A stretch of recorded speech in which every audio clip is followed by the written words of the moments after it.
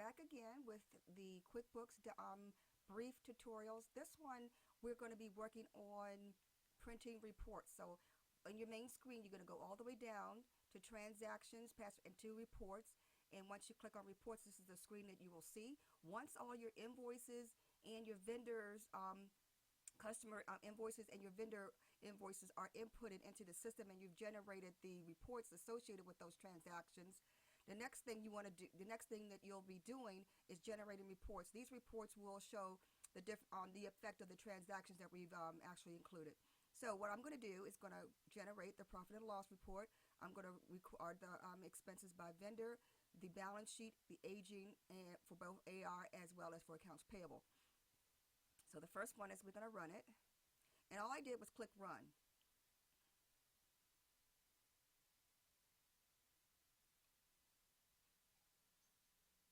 Now this here is so neat because it gives you that option. We're going to keep it within the accounting accrual basis of transactions, and so we're going to leave it the way it is, and we're going to click on finish. Now with any report you have the ability to customize it, and I'm going to customize it just so you can see what the process is. I'm just going to say January the 1st 2015 to the end of January, which there's no transactions, but for our purpose 2015, and run the report. Now, like all of the reports that we talked about, you can download these reports to Excel, or you can email them. You can email them to me, but I prefer you do not do that because it's definitely loses a trail as far as in submitting your assignments. But in the end, we have on the income statement, it shows all of our income that we received for the month, which is $5,000, and our expenses that we incurred, and we have an operating income of $3,650, which looks good. Now you can print this out and put it as a PDF. You can download it to Excel and save it as a file again, and the file that you save it as, you submit as an upload to the assignment folder. So the next report we're going to run. Now I'm going to go back to reports because I like this report, but I'm not going to actually download it. I just want to show you how it's done. Go back to reports.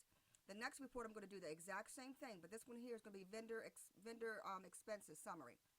So I'm going to run that report, and again it's going to give you a default, which is the dates that of today, the 1st through the 15th. And it doesn't matter. The main thing is when you put your transactions in, make sure you include the entire range, and it gives you that option. And here is the report by summary, and again, download it or print it. Either way works fine with me. If you download it to Excel, just give it a name and upload it as part of your package that you're submitting for your assignment. The next report that we're going to generate is we did the P&L. Let's do the balance sheet. So I'm going to run it. I'm just going to click on run. It is going to give me a default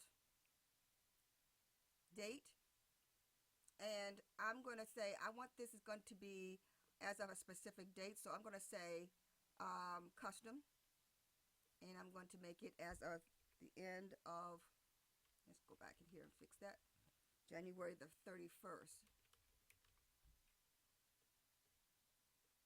Let's see what it looks like. Run the report. It should say the same information, but let's make sure. Make sure your reports are reasonable. This is our balance sheet. It looks pretty good to me. Again, you can print it and scan it to me. You can download it as an Excel file. If only in an extenuating circumstance would you email it. I prefer you don't. And either way, if you print or download it, just submit it as a file in your Dropbox under the appropriate assignment. And so we'll go forward.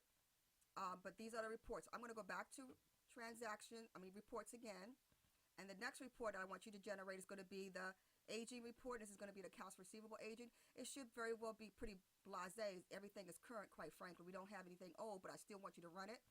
And note that you can run this report as a specific date. And I'm going to do this. I'm going to change it to the 31st and see what it does to the aging schedule. Oh, it keeps everything. If I change it to 215, it will put everything into the 31 or the 31 to 30 days. But nevertheless, here's the aging report. Again, you can download it or you can print it. But in the end, I need to see this report as a file that you will upload in the Dropbox. Our final report that I'll be looking for is going to be the AP aging, and it should be pretty straightforward. I think all the invoices are current. There aren't anything that's old out there, the 2 invoices from the 2 vendors, and everything is pretty straightforward. Again, you have options of changing the date and customizing the report to show what you don't want, what you want to see, and what you don't want to see. At the end of the day, once the report is printed on your screen, you like it, you feel comfortable with it, you can print it or you can download it and upload it as a file. So I'm going to go back to reports, and I think I am done. These are the reports that I'm going to ask you to print after creating the transactions. The main thing with this tutorial is to show you how to do it.